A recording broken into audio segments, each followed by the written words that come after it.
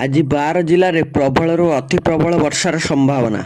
बरगढ़, सोनपुर, बलांगीर, झारसुगुड़ा, सुंदरगढ़, संबलपुर, अनुगुल, देवगढ़, मयूरभंज, केन्दुझर, ढेंकानाल और जाजपुर जिले में प्रबल वर्षार संभावना अच्छी। तेणु यही सब जिलापाई आंचलिक पाणीपाग केन्द्र येलो वार्निंग जारी करछि।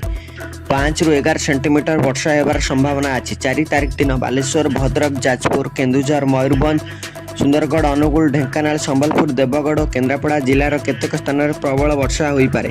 यापर पाग शुक्ला रही सूचना रही। आप लाटेस्ट नोट शुणा चाहते ओडिशा रिपोर्टर होम चैनल को सब्सक्राइब करने को भूलु ना।